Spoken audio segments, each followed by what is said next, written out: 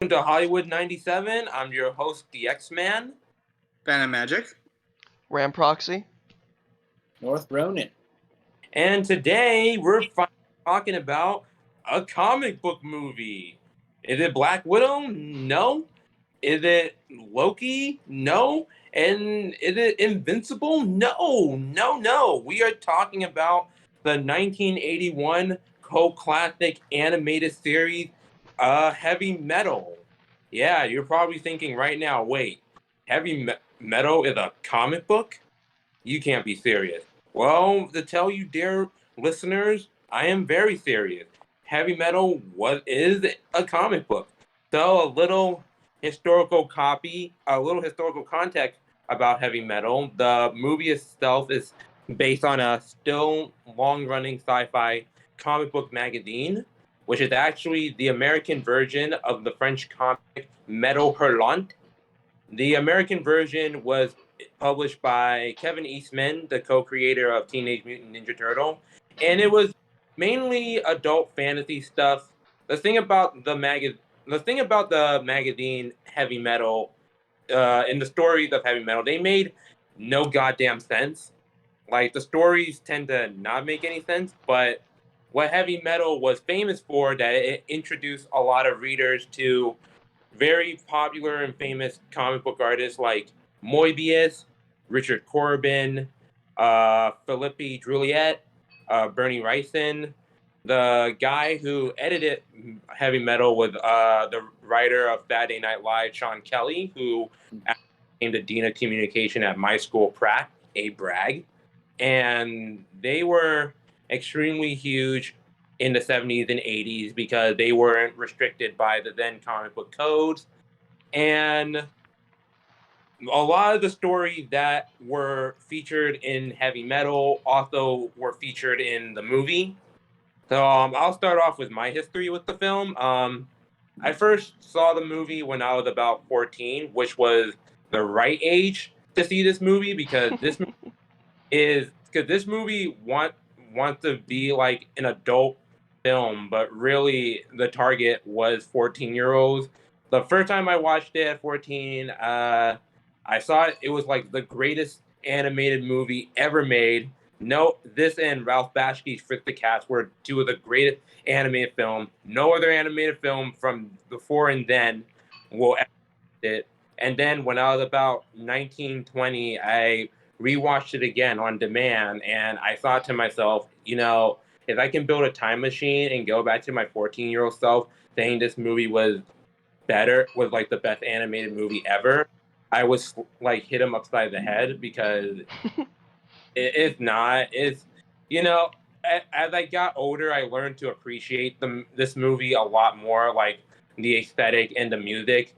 This is because to me, this is a okay movie trying to be a great movie, and that's what it's not. I actually have with me a vintage copy of Heavy Metal from the early years, from the 1970s, along with an adaptation to Ridley Scott's Alien that was done by the famous Walt Simonson and written by Archie Goodwin, and that first featured in Heavy Metal magazine and is widely considered to be one of the best comic books to film adaptation ever. So, what do you guys think? Because I know this is your guys' first time watching it, so. So yeah, this is my first time actually watching the film. I've heard about the film before through through YouTubers, and when I first heard about it, I was like, oh, this looks like a really cool movie, but it's never like gotten to the point where it's like I actually really wanted to like really watch it for myself. I know there's also that one episode of South Park where like Kenny gets high or something, and that's when he starts hallucinating and sees all of it. It kind of like it's basically like a reference to Heavy Metal as well. But that's basically about my history with the movie. And as for the movie itself, I think overall I do appreciate the aesthetic. I do think like the animation is actually really good. But I do agree with you is that it is a movie that's trying. It's an average movie trying to be an amazing movie, and it's kind of. And I remember, and towards like the end, especially, I was just kind of getting like really tired, and I was like, is this gonna end? Is this ever gonna end? Go ahead. but Oh. but yeah, overall, like there were a few story arcs that were actually interesting, especially the taxi driver story arc. I think that was like the best one, to be honest. Yeah, I agree. But go ahead, Ronan. Yeah, I definitely think, because this was the first time I had watched the original. I had heard about it, and I think the one that I had first watched actually was Heavy Metal 2000, which was Yeah. the sequel reboot that, yeah, had some of the similar themes and a much more streamlined story. But yeah, this was my first time seeing the original in all its sort of 80s animation / exploitation glory. And I definitely agree. It's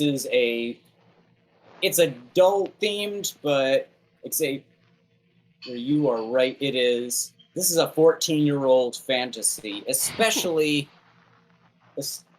when you get to the Den storyline. Which is actually featured in the copy I have of Heavy Metal. Yes, and it's a literal instance of a 14-year-old becoming a super ripped cosmic hero and getting to get with whatever sexy sorceresses in between goblin decapitations. It's everything an 80s, like, emerging pubescent 14-year-old would just... This is every bit an 80s teenager's wet dream. Yeah, I'll definitely say that I didn't think it was, I agree with, all of you. It wasn't the best movie, but one thing that I can appreciate about this is one of those movies, a lot like Transformers, 86, that can only exist in the 80s. This movie is a time capsule of the 80s, so I can at least appreciate that.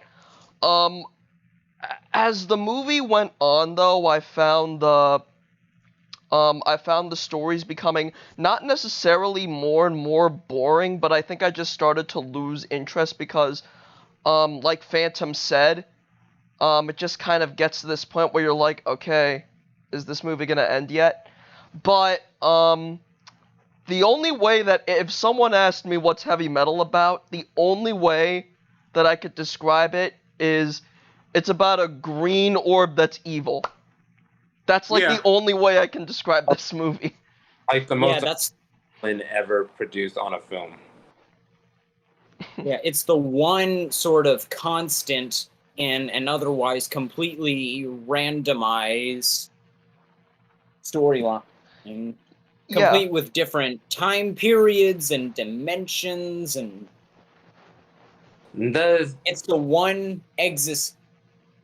one sort of source of, I guess, existential or deeper meaning amidst the sort of 14-year-olds childish ravings that are going on. It's the one thing that sort of brings everything together. Yeah, pretty much. Go ahead, X-Man. So like I said earlier, that each of these stories were based on actual comic that appeared in the magazine. Like Den was based on a comic by the recently passed Richard Corbin. Captain Stern was done by horror artist Bernie Wrightson. The Tarna scene was based on the famous comic Azark by Morbius. If you type in Azark, it's almost the same story but with a different character. And the one where the alien abducts the lady, that's an actual comic too that I have on my computer. But like, I see what you guys are saying, because yeah, like it's like what I said. It's like okay movie trying to be a great movie. I think the reason why that is because behind the scene, the film was originally supposed to be more in the style of the magazine. It was supposed to tell this complex and all the stories were supposed to connect to each other. But what happened was they were given like a specific release date, and they had like 5 different animation studio working on the 5 different stories, and like they had to rush it to get to there. And it kind of shows because one of the least my least favorite part of the movie is the zombie scene, which is probably the strongest part. But when you put that in mind that this was supposed to be a way more completed film, like it feels like the zombie part was a leftover from that original idea. Even the story, the Tarna story, feel like which is like the longest and the most memorable scene in the movie, and I personally think it's the best one. Those are like the one they feel like they were part of a different movie before this movie. The zombie scene, I feel like I completely agree with you, X-Man. In fact, it took the words right out of my mouth. I wish they did more with that scene because it kind of felt like that scene felt like it could have been its own like zombie horror story within that movie because this whole movie is just comprised of different stories. But I really feel like they had focused on that instead because that whole zombie scene just kind of bleeds into the aliens abducting the woman, and it doesn't really fit together all that well. Like a lot of these scenes and segments and stories, they tend to like it doesn't necessarily feel like a transition a lot of the time. It just feels like, wait, hang on, so we're here, but we're here now. How the hell did we get here? Sorry, go ahead, X-Man. I think that scene with the alien and the one with the robot and the woman. That scene, I think that's my least favorite segment because it's the most random one. I do like design of the alien ship. Like I would have that as a background. Like I think they make a reference to that in Guardians of the Galaxy 2, but it almost is like such a mood whiplash because it's like, okay, this is serious thing. This is a serious story that's not even finished. It just like completely gets cut, and then we have this next thing that's almost a completely random thing. Like, yeah, like yeah, but what I want to bring up though, like what the stories involved, like what do people really remember about this movie? Is it the story or is it just that there's titties and music in it? Um, I actually that's something that I really want to talk about is two things. The animation and I really like the 80s. Like I said before, this is a movie that could only exist in the 80s, and I think a lot of that is because of the music, because of Yeah, that 80s metal vibe that the whole movie just gives off.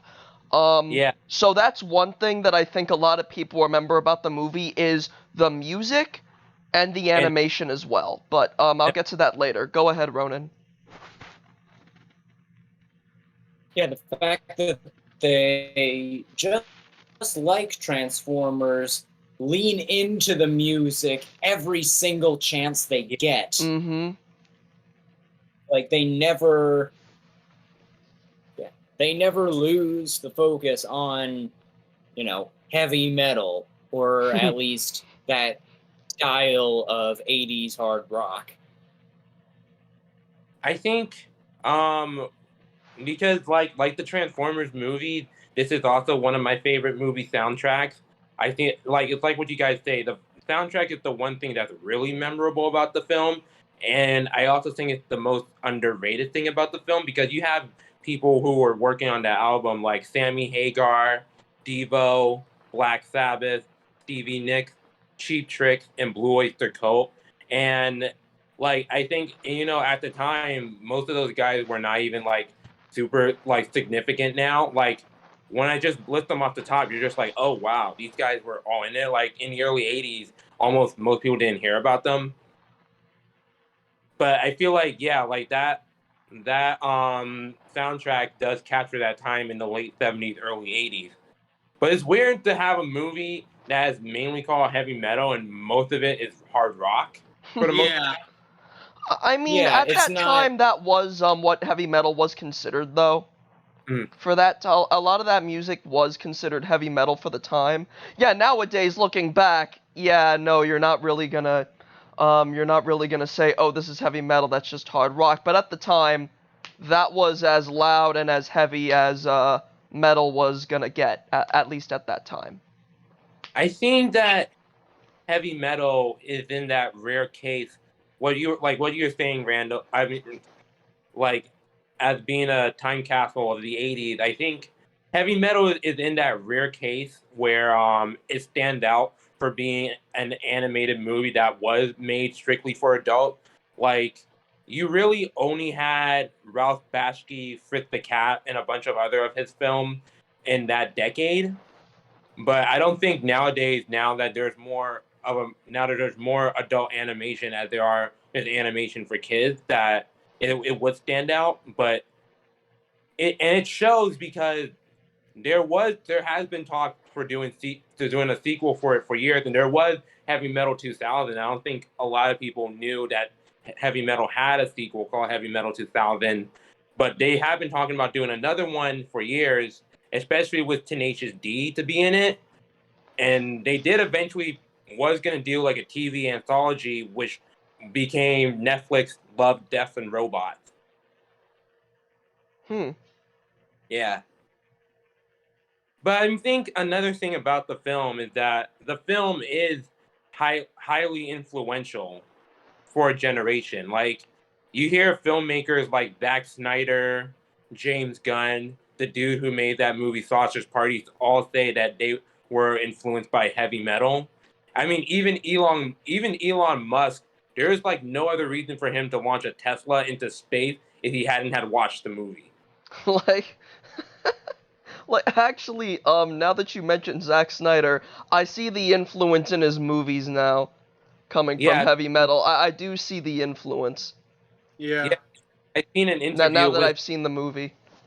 I seen an interview with him where he was saying, the infamous Batman in prison interview. He was saying, yeah, I didn't really gravitate towards regular superhero comics. I graduated to more heavy metal magazine and Watchmen.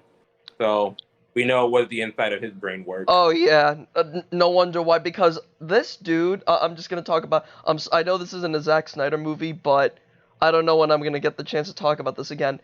Zack Snyder is just a madman when it comes to directing, and not because and not just because he's crazy with his timelines, but he's just so inconsistent with all of his movies, and inconsistent isn't necessarily the word, but I said this last time, but so hit or miss that one universe, like, I'll actually use Batman v Superman and the Snyder Cut as an example. There's a lot of moments from Batman v Superman that he completely forgot. He completely forgot about those. And there were a couple of things, not many, but a couple of things in the Snyder Cut that made me think back, wait, what about this that happened in Batman v Superman? But, sorry, go ahead, Ronan. Yeah, I think this type of movie, heavy metal, would actually be something that Zack Snyder would really excel at because, as I've said, his movies are always 2 or 3 movies jammed into one. Mm-hmm. And whereas heavy metal does branch off into different stories, but they don't have to have any sort of continuity. They don't have to have anything to do with each other, at least not until the end, and besides the fact that you see the Loch-Nar Yeah. and as the central theme of every story, I think it makes sense if that he's inspired by something like this. Yeah, I just Go. wanted- So yeah. instead, he's trying to make movies that require continuity, whereas heavy metal needs none. Go ahead, Phantom.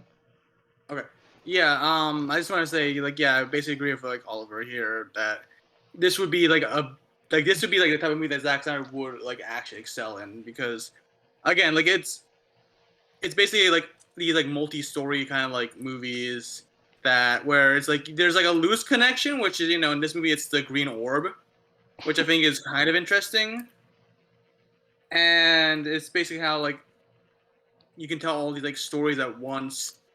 The only other like, example I could think of, like in these types of films, is basically that like the only other movie I've seen that's kind of like this is like ABC's of Death, which is not very good, but but but yeah, this seems like something like Snyder would actually enjoy making if he ever got the chance. One thing that I do want to say about Zack Snyder before I move on, is the fact that and I just want to talk about. See, there are instances where he does connect multiple films together, and it actually works. Or not even in multiple films, just a single film, connecting one of his previous films, and that's the Snyder Cut, the Justice League Snyder Cut. Did a fantastic job, even though it did forget about a few things. It did a fantastic job I feel at least, connecting Batman v Superman to that movie, to his version, and everything came together very well in his Snyder Cut. The Joss Whedon version doesn't really make a lot of sense, but the Snyder Cut makes so much sense. Makes much more sense. So I will say, that there are instances where Zack Snyder does a fantastic job at connecting and not really blending, but making connections and connecting dots to some of his previous works, in in terms of his own universes. But sorry about that. Go ahead, X-Man. can we bring up how the Lochnar is probably like the most annoying villain in a movie? Like, Yeah. just spend the whole time talking about how powerful he is, yet he wastes his time on a little girl 5 unrelated stories. Like, why just kill Yeah, there? exactly. And the ending story he tells is the one that kills him. Actually, I want to. He told himself a story to death. I actually want to talk about Tarna a little bit because, like, I feel like Tarna, Den, and the Captain Stern story were the 3 best stories. Like, every other, I could take it or leave it. Because really, Yes. Tarna is the most memorable scene in the film. It's the one that the South Park episode makes reference to the most. Like, I feel like Tarna, again, this is based on a famous comic book that was serialized in Heavy Metal magazine called Azarch by the famous French comic book artist Moebius. Like, if you type in Azarch, it's basically the same story but with a different character. Like, I feel like Tarna was such a great design of a character, and like I like the grand scale and epicness of that segment. And like, the movie is full of female nudity, and Tarna is still fan servicely. Like, you knew that part where she's putting on her outfit. The camera wanted to make sure it got every single angle, but I felt it doesn't make her like eye candy, and it doesn't draw eye to the viewer. It's sort of serving the story. Like, I thought the Tarna scene was that and the zombie one were the strongest one. It just felt like they should have been in different movies. But I want to say this with Azarch again. There is an artist named Frank Cho who draws like fan service comic books. Like, he did a sketch where Tarna Bird and Azarch Bird are having sex, and it's just like this man cannot be stopped. That's not a thought that I don't think anyone else had, but he had it, and he wants you to know. Yeah. Have you guys noticed how much melting there was in this movie? Yeah, there was a lot yeah, of melting in this movie. Yeah. like Yeah, I remember when the They- nostalgia reviewed this movie a few years did a whole thing where he counted the melting of the Yep. movie. like I will say that this movie is actually, I can't really think of a lot of animated media at all, not just movies, but animated media at the time that were this gory, Well, that's honestly. because in Yeah. the early animation was kind of in a ghetto at the time. There wasn't that much faith in animation. A lot of it, if you notice how the people in the movie kind of move like real people, that's because Yeah. it was done by rotoscoping, which is they film the people and then trace over that film so they can have a movement to it. And a lot of animation at the time was doing that because it was commonplace. If you want to see how they do it in heavy metal, there's a fan site that's dedicated to Tarna, and they have old pictures of the animators drawing from the model they had for Tarna. That's actually pretty cool. And another thing that I actually do want to talk about, just in general, um, bes- um, besides the melting scenes, not just the melting scenes and not just, the way the characters move, but in general, the animation. Like, I was actually, now that you've explained it, I guess it's not as impressive, but even so, I still think it's pretty impressive And I mean, for it's a what little they did, especially since it's all hand drawn. yeah, but it's also a little crude because you still get the sensibility that it was made for teenagers, like just the Yeah. look, and I think some because a lot of these because they were using the actual artists who drew the comic book that the segment were based on. A lot of they use their style as reference. It comes off a little awkward. Like when I watched the Den part, Richard Corbin. If you ever look up his work, like it's almost semi realistic, like a weird surreal semi realistic look that looks a little weird, and that they kind of do really well in the movie, but looks a little weird. Like with the Tarna theme, they use like Moebius background, which just looked really stilted and stuff like that. Like I kind of just noticed stuff like that. Mm-hmm. Like the only person they seemed to copy to like that got it right was the Den theme because Bernie Wrightson did do animation. There's like a whole book about him doing that. So yeah. But another thing I wanted to bring up for this movie is obsessed with breasts. Yep. I'm gonna Like be it is yeah.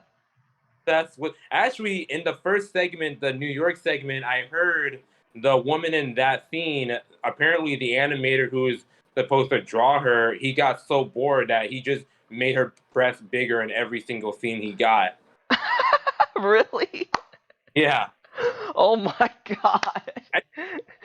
Wait, does this guy like boobs? Cause he seems like he loves boobs. Like when you think about it, 'Cause none of the women in this movie act like real women. they don't. Like my Yeah. They're more akin to a woman in a hentai.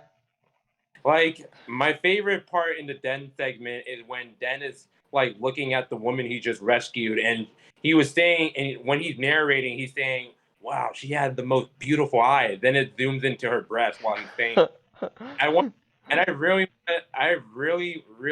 hope that was unintentional because that would be so much funnier. Oh Yeah. my god. I feel like the film actually knows exactly what it's doing. Mhm. Yeah, Like, I mean, I don't think we're meant to read into it this much, but one of the themes overall does definitely seem to be sort of male id and fantasy. right. I mean, Den is just Conan in space, though. Like, there it is. But like, what's interesting when looking at the credit, there was like a few famous people that really from the 70s and 80s that worked on this film. Like the guy who produced it was Ivan Reitman, who produced movies like Ghostbusters and more recently Space Jam and Space Jam 2. Like, it's kind of interesting how that all. Yay. Mm-hmm.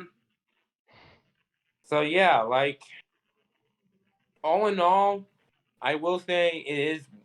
I learned to like it I learned to like this movie in general every single year that I'm alive. So like, it is. I will say it is. It's not a perfect movie by any means, but I learned to appreciate it, and it is one of my favorite movies. I can definitely say this. I feel like I'd be able to enjoy it a lot more if I were 16. And Yeah. I wish I watched this movie when I was 16 because I was actually going through this. I think all of you remember since we all went to high school together, but I think you all remember that I was going through this like heavy metal phase. I was going through this metalhead phase. Like I would come in to class and dressed in mostly, if not all black. I had bracelets on, and I actually haven't changed my style too much since then because I still wear knuckle gloves for fashion. Um, and occasionally I do wear bracelets as well, and a denim vest sometimes. Mhm. But other than that, Everybody I got that was, image? huh? Everybody got that? Yeah, I'm the same. Like I feel like at high school I would have loved this film. Yeah, Like I'm crazy. surprised But you haven't seen it before. Like yeah, this, no, I am I heard too. about it mainly through the Nostalgia Critic. I heard about it, but like, I never really got to see it. Mainly because I couldn't find it anywhere. mhm. But yeah, like I've heard about it, and like it always looked really interesting to me. But as I grew older, like I just kind of like I kind of just like I don't want to say forgot about it, but like it kind of like hasn't caught my interest as much. And Be- watch it now, finally watching it now, like again, I do appreciate a lot of aspects of it. I think some of the stories are really good, but like others, I feel like it's more towards like the tail end where it got like more and more like uninteresting to me. It just got too convoluted to enjoy. Yeah, I think Yeah. it's like it just became. It also got kind of like I don't want to say repetitive because it's not necessarily because each story is unique in its own way. But it's basically, oh, the green orb did this to these people, and yeah, now they have to suffer for it. It just kind of becomes a bit, yeah, like you kind of like know what's gonna happen. Like yeah, in the zombie part where you see the green orb gets into into that airplane, and all the zombies and all the dead pilots become zombies. Like it's like I could like I was like, yeah, that I kind of saw that coming. yeah. I did. Like, Yeah. I just lost my train of thought. Go ahead. Yeah, like, again, and there are times where the movie, now, it never misses an opportunity with its soundtrack, but the soundtrack doesn't miss a beat, takes every opportunity it can get its hands on, like North Ronan said earlier. But in terms of its storytelling, and this is especially apparent with the zombie scene, I really feel like that should have been its own story. I definitely feel like the best story I thought personally was the what was his name? Harry Canyon story I about the wasn't. guy that about the cab driver. I thought that one was the most interesting personally. Um but the last one with the I forgot the name of the female warrior, the name of her race. Tarna. Tarna, thank you. Um I What in thought that tarnation? I I thought that was an okay way to connect everything together. But at the same time, it just kind of came out of nowhere. Like by the end of the movie, you're just kind of like, what? I think I think that's because when you read Heavy Metal the magazine, you're not particularly reading for the story. Like I said earlier, that the stories in Heavy Metal often didn't make a lot of sense. You're more reading it for the artist because they had like a really really good roster of artists that were in heavy metal, like Moebius and Richard Corbin. They have stories that they have their whole career, and no shade to Richard Corbin, R.I.P. Richard Corbin, he just died, but like they made their whole career of having stories that didn't always make a lot of sense. But I think that's where you're right there, Ram Proxy, because yeah, the stories don't make sense, but I think that's because they were based on the comics that don't make sense. Plus, nothing that we know too much about really connects them. I mean, the Lochnar is kind of fascinating in that it gives us that sort of existential fear of the unknown, the sort of evil entity that seems to reach every corner of space and time. However, after a while, the unknown is no longer scary because we're just sitting with it for a while, and it is hard to get invested when nothing seems to connect in any meaningful way besides the thing that we're specifically not allowed to know about. Going back to how this was your guys' first time. This is the first time you guys popped your heavy metal cherry. Like, I was surprised to learn that you guys were watching this for the first time, because when we started this podcast, I figured heavy metal would be one of the first movies we would review because it fit kind of our thing. I'm surprised that I didn't watch it when I was 16. I heard about it, and I don't know why I never watched it. I really can't tell you why. I guess I just never found it anywhere. Yeah, I don't know, because like I said before, I would have adored this movie back in the day. Like, my 16-year-old self, this is just the type of movie that my 16-year-old self would have adored. So I honestly cannot tell you why I didn't, watch this movie. Especially the zombie scene. I would have loved the crap out of the zombie scene. And I mean, I still do really love it. I just wish they did more with it. Yeah. But my 16-year-old self would have been, whoa, zombies, dude! I'm sorry. Yeah. So, all in all, I mean, wouldn't all of our 16-year-old... Yeah, all our 16-year-olds probably liked it, yeah. Yeah. I think, to me, it's like Doctor Strange, how I learned to stop worrying and love the movie as I get older, because I do realize how much this and the comic book have been ingrained into my aesthetic a lot. So I do put it as one of my favorite movies, even though it's not a perfect movie, but who says a perfect movie can't be your favorite? But if I have to give heavy metal a fair critical, I give it a 3 out of 5. It gets a fair pass. I'm honestly gonna be generous. I'm going to give it a 3.7, and this is why. The music and the fact that this movie could not exist in any other time. This is a movie that is an 80s movie, and it will always be an 80s movie. This is one of those movies that's just untouchable, and I could see why it has a cult following. Plus, there were a couple of times, again, I keep bringing up the zombie scene, where I kind of just reverted right back to my 16-year-old self. Same thing with the taxi driver scene. I was able to just kind of, my brain was just able to click with my 16-year-old self for just a moment, and it was like, damn, this shit is actually pretty awesome. Yeah, that's why I give it a 3.7 out of 5.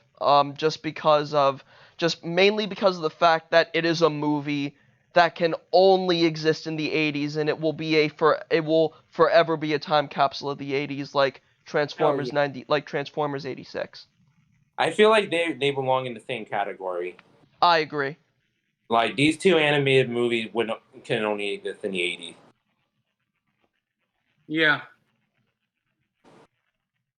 Yeah. What about a rating from you guys? I'd say like a 3 out of 5. Because again, I appreciate a lot of it, and again, it kind of does go back to my high school self. But as an actual like standalone film, like I feel like the beginning is very strong, but towards the end, it kind of just like drags a bit, and it eventually becomes it ends up becoming like less and less interesting towards the end, and you kind of know what's gonna happen. So that's why for me it's like a 3 out of 5.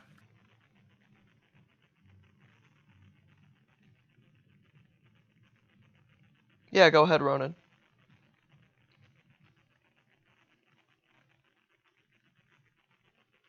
I'd probably give it, I think, a solid 3, Mm-hmm.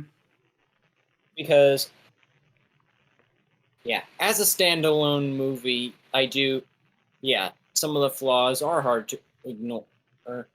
But yeah, the beginning and end are when it picks up speed, but just in the middle, it just languishes a little bit because the sort of aimlessness got to me a little. But in terms of, yes, the use of music, the art style, the complete sort of time capsule experience that this movie gives you. The time capsule experience is actually Even the fact that oh, go ahead. that it was, and also the fact that it was unique for its time as well. I think I'm actually Yeah, gonna it was a movie that, yeah, it's a movie that just does its own thing in every aspect. After hearing all of your criticisms, I think I'm gonna bump my rating down just a couple of points. Instead of a 3.7, I'll give it a 3.5. I still cannot help but appreciate the fact that this is a movie that, like Ronan said, is very unique for its time, but also, and again, I want to give it a rating a little bit closer to Transformers 86, but I feel like Transformers 86 not only has more charm, Transformers 86 is also just in general a more fun movie. But this movie I was able to actually have a lot of fun with, even though there were a few moments where I went, wait, so what's the point here? And the time capsule experience of this movie is really what sells it for me, and what, especially in hindsight, really gets me to appreciate the movie so much more, just because this is a movie that, and I know I keep saying this, but it's so important to me. This movie cannot exist in any other time. This movie cannot exist in any other decade. That's what sells this movie for me. If this movie were made in 2021, it would have nowhere near as much charm. Well, I mean, there's also its TV show right now, which is just called Love, Death, and Robot, which is on Netflix at the moment. This would be better Yeah. as a TV show, I think. Yeah. Yeah.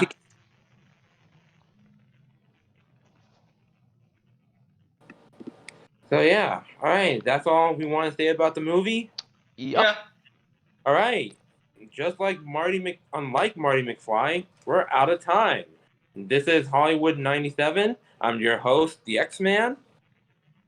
Phantom Magic. Ram Proxy. North Ronan. All right.